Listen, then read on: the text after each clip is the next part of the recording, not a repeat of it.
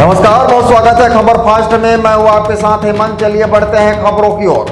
सारंगढ़ बिलाईगढ़ जिले के कलेक्ट्रेट परिसर में आयोजित इस विशेष प्रदर्शनी का आयोजन विकसित भारत मोदी जी की संकल्पना पर आधारित था, जिसे जनसंपर्क विभाग द्वारा प्रस्तुत किया गया। इसका शुभारंभ वरिष्ठ पत्रकारों और गणमान्य नागरिकों ने छत्तीसगढ़ महतारी के चित्र के समक्ष दीप प्रज्वलित कर किया।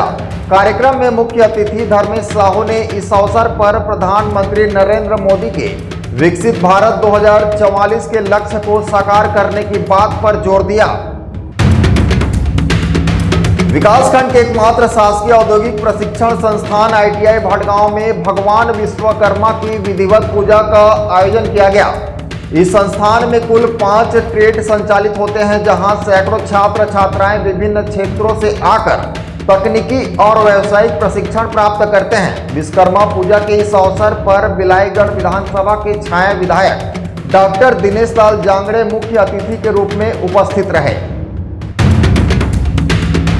जांजगीर चांपा जिले के चांपा पुलिस ने नाबालिग युवती को बहला फुसलाकर दुष्कर्म करने वाले आरोपी को गिरफ्तार किया है। आरोपी युवक का नाम रोहन सिंह ठाकुर बताया जा रहा है। पुलिस ने आरोपी के खिलाफ मामला दर्ज कर रिमांड पर जेल भेज दिया है।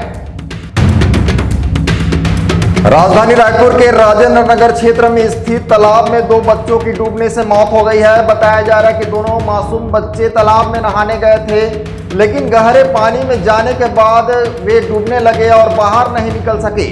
यह दुखद घटना राजेंद्र नगर थाना क्षेत्र के अंतर्गत हुई और पुलिस मामले की जांच कर रही है। इस घटना से क्षेत्र में शोक का माहौल है।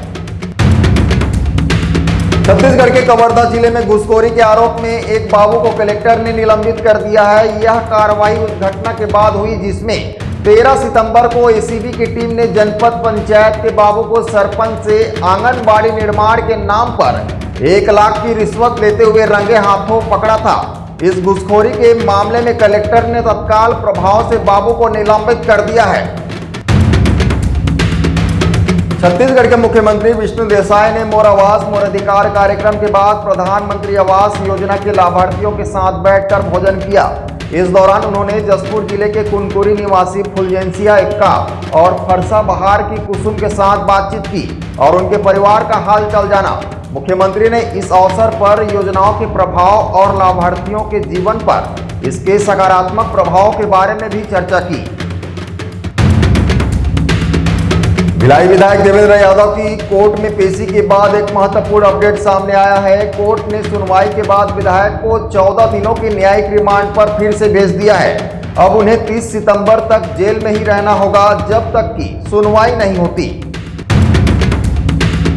छत्तीसगढ़ के कोरबा जिले में मंगलवार को एक खौफनाक घटना सामने आई है, जहां पति ने अपने पत्नी की हत्या कर दी और फिर खुद फांसी लगाकर जान दे दी।